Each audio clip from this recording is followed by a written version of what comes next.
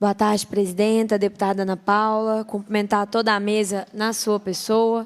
Te parabenizar e estender os meus parabéns ao deputado Dr. Jean, que também solicitou essa audiência junto da senhora. A senhora explicou sobre a ausência temporária dele. Tenho certeza que ele, chegando a tempo, ele vai fazer uma excelente participação e intervenção. E eu decidi vir participar dessa audiência, gente, que queria contar um pouco para vocês sobre o motivo. Eu venho do interior. Venho do interior, sou de Divinópolis, e é um interior cidade grande, né? O interior com uma cidade que, mesmo não estando na capital, é uma cidade com um acesso muito relevante e considerável aos serviços públicos. À polícia, ao Sistema Único de Assistência Social, ao sistema de saúde. E eu tinha recebido muitas denúncias de um amigo vereador, que eu estava contando para a Ana Paula antes, vereador em Divinópolis, que é o vereador Edson Souza, o vereador mais antigo da Câmara, com seis mandatos, sobre a situação da exploração de crianças e adolescentes nos arredores da rodovia, ali perto da cidade. E ele tinha me solicitado que a gente fizesse uma discussão sobre isso. E tem aqui na casa, esperando ter a oportunidade, porque o calendário da casa é muito apertado mesmo, de nós conseguirmos agendar essa audiência para a gente conversar um pouco sobre esse assunto também. Então, quando a gente tem uma audiência tão importante quanto essa, a gente não pode virar as costas, sabendo, inclusive, que é um tema que está em todo o Brasil, está em toda Minas Gerais, mas está na porta da nossa casa, está na nossa cidade. E ouvindo a Patrícia, foi me dando uma aflição, e comentando aqui com a deputada Ana Paula, eu não sou mãe ainda, estava comentando com ela, falando sobre o desafio imenso que deve ser criar filhos no dia de hoje.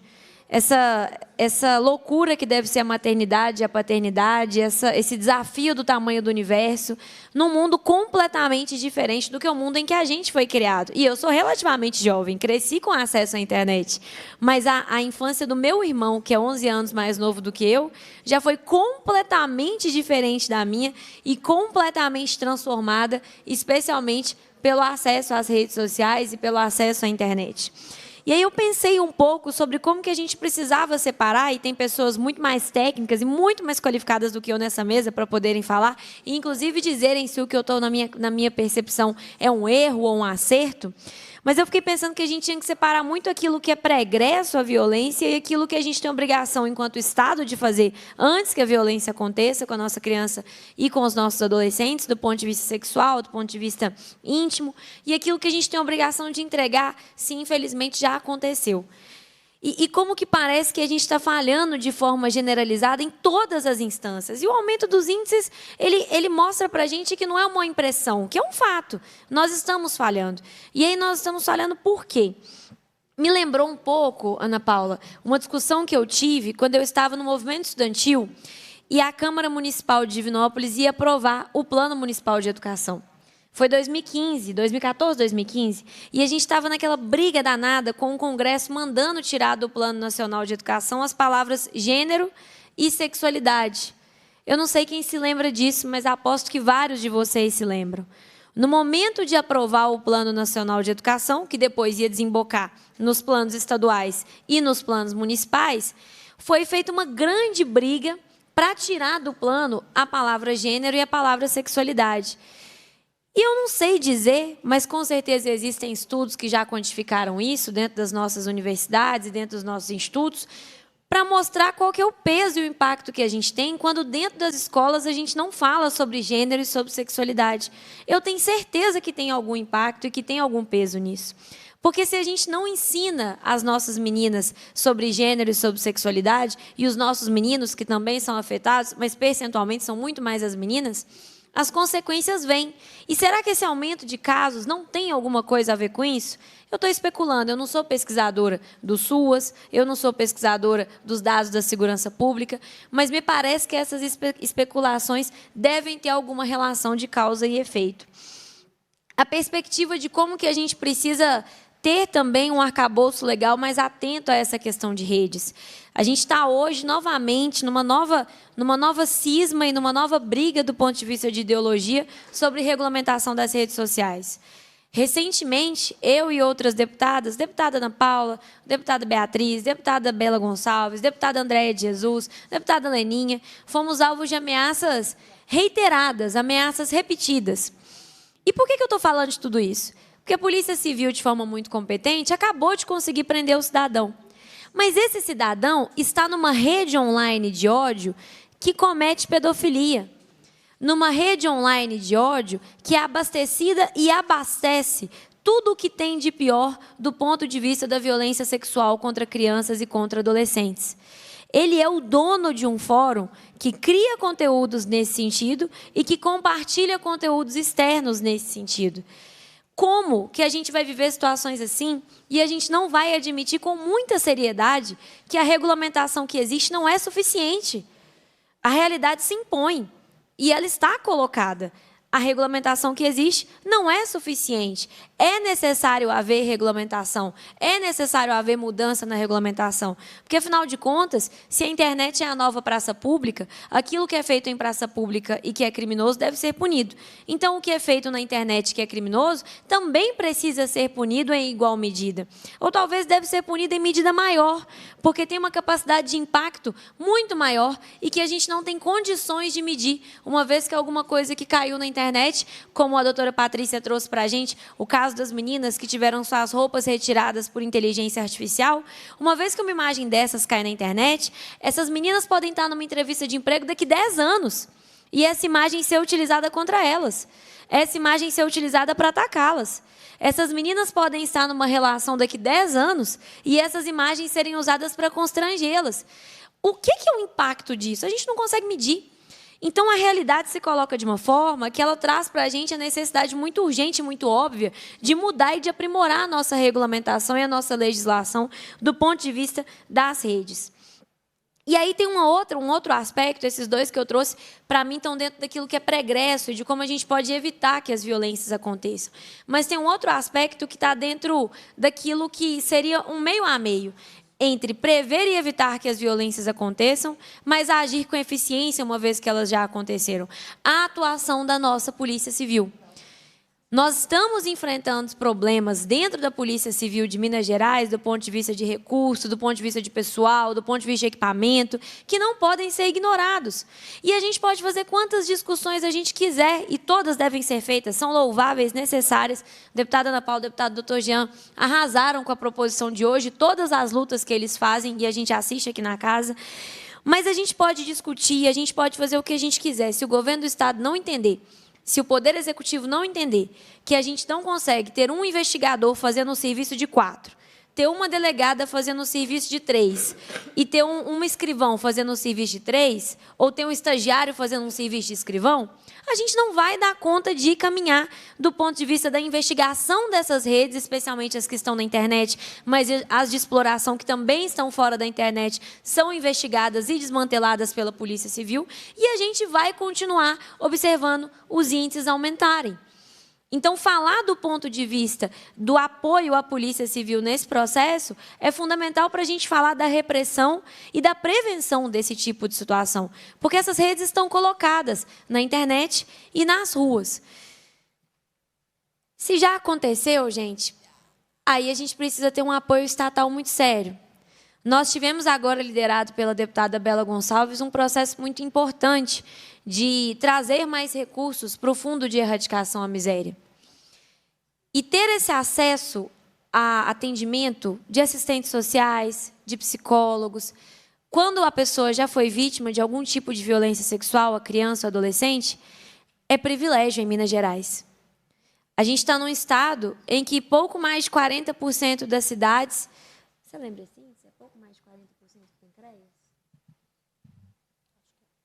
O CREAS está presente em cerca de 40% dos nossos municípios. O CRAS tem uma presença mais abrangente, mas quando a gente está falando de violação de direito, o protagonista é o CREAS.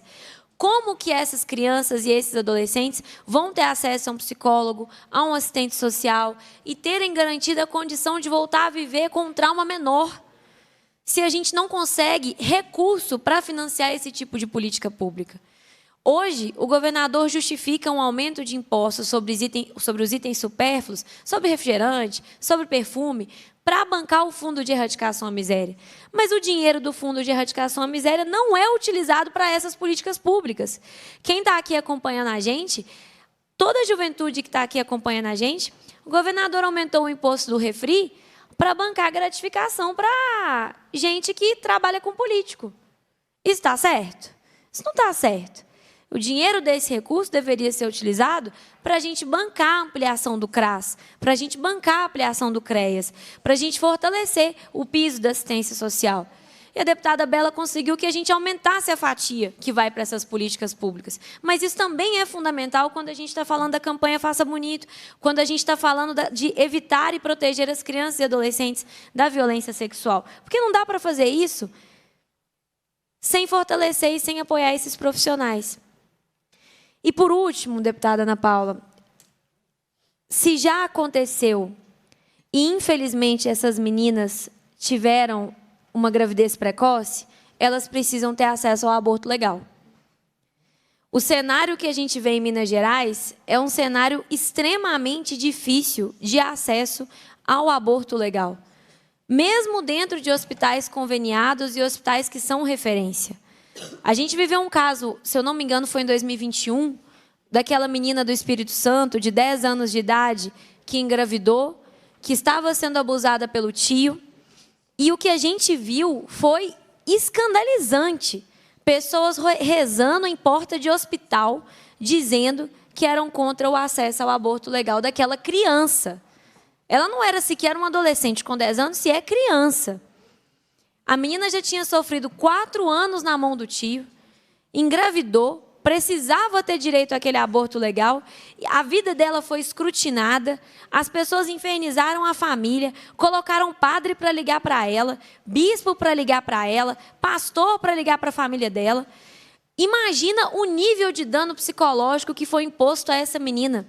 E a gente não está falando de nenhum caso de aborto que não está estritamente previsto na legislação. Estritamente previsto no que está na lei.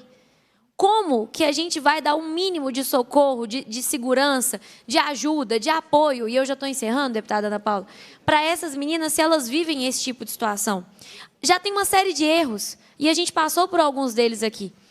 Já tem um erro de não ter identificado dentro da família o que estava acontecendo, já tem um erro de não ter identificado dentro das escolas, com educação sexual, com conscientização, o que estava acontecendo. Já tem um erro da polícia não ter conseguido rastrear e coibir essa situação.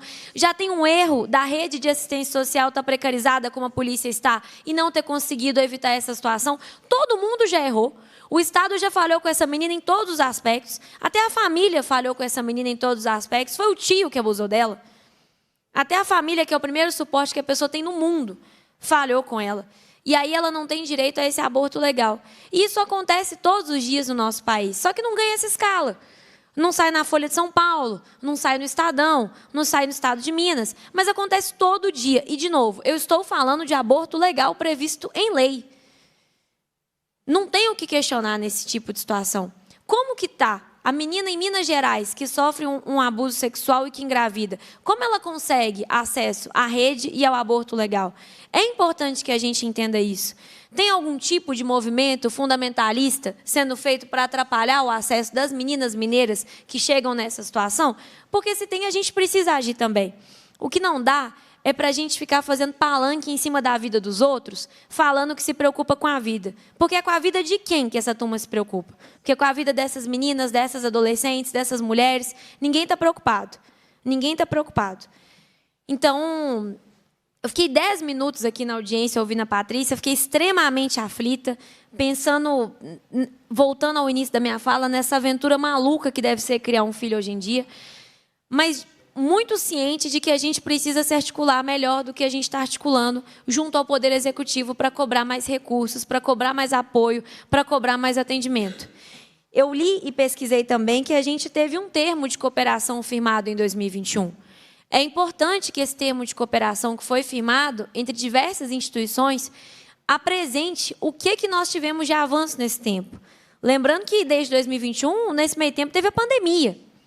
Teve um monte de criança presa dentro de casa com padrasto, com tio, com vô, com um monte de gente que pode ter sido abusador. Então, como que a gente consegue mensurar também durante esse período da pandemia o que aconteceu e agora no pós-pandemia, como estão se rearticulando essas ações? Porque essa deve ser uma dor que deve ser inesquecível. Mas nós, enquanto parlamentares, e todo mundo que está no serviço público, em qualquer lugar que esteja, ou nos nossos conselhos, fazendo a luta via controle social, claramente a gente não está conseguindo os resultados que a gente precisa. E não é por incompetência nossa. Tem algum motivo maior do que a gente. E se esse motivo está identificado, está dado, está colocado, então a gente precisa aumentar o nível de pressão que a gente faz. Porque essa não é uma situação de violação de direito, que é muito grave, mas não é uma situação de violação de direito como roubaram o meu carro e como a polícia está muito vulnerável, está muito fragilizada, a polícia não está dando conta de investigar e achar meu carro. Isso é um absurdo. Isso tem que ser resolvido. A gente está falando de um negócio muito maior. A gente está falando de um nível de trauma que a pessoa pode chegar no último dia da vida dela e está lembrando, que pode causar ansiedade, que pode causar transtorno, que pode causar pânico, que pode causar uma inviabilidade completa de se organizar em sociedade, de construir uma família, de ter um trabalho, de conseguir uma formação acadêmica. Então, sinceramente, o que está acontecendo e esse aumento de dados que foi escancarado para a gente precisa de uma ação mais coordenada e de um nível de pressão maior sobre o Poder Executivo, que precisa entender e agir de acordo com a gravidade do problema. O governador Romeu Zema demonstra uma falha muito grande quando esses números não param de aumentar. Obrigada, presidenta.